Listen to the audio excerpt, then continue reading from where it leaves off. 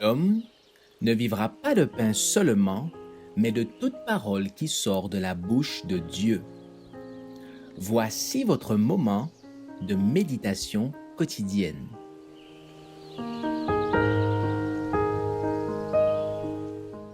Vous recevrez une puissance.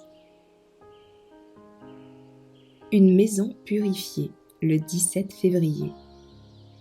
Ô Dieu, crée en moi un cœur pur, renouvelle en moi un esprit bien disposé. Psaume 51, verset 12. Crée en moi un cœur pur. C'est ici même la fondation du caractère chrétien, car du cœur provient l'essence de la vie.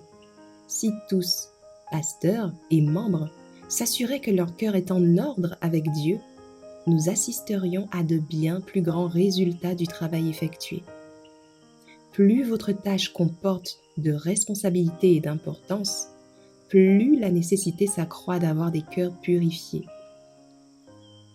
La grâce nécessaire est accordée et la puissance du Saint-Esprit accompagnera tout effort accompli dans cette direction. Si chaque enfant de Dieu le cherchait avec ferveur et persévérance, la croissance en grâce serait la plus grande.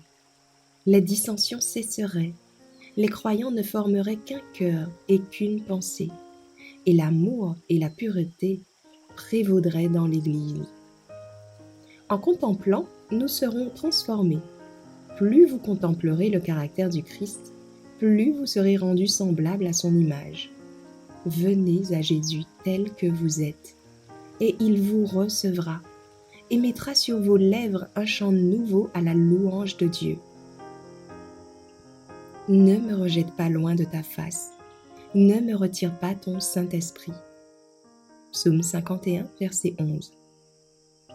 La repentance, aussi bien que le pardon, sont des dons de Dieu au travers du Christ.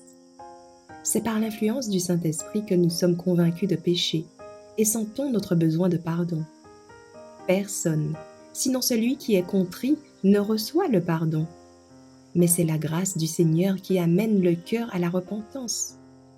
Il connaît toutes nos faiblesses et nos infirmités, et il nous aidera.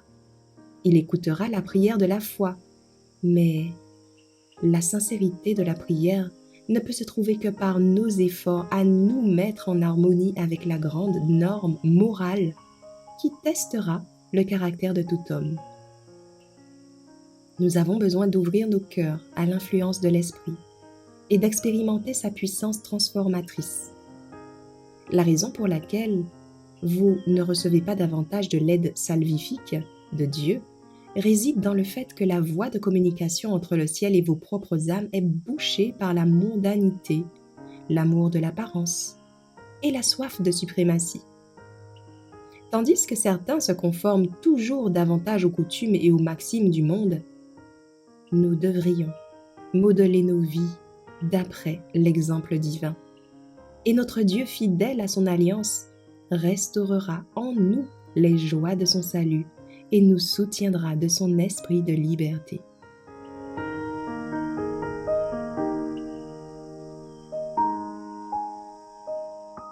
Merci d'avoir écouté cette présentation.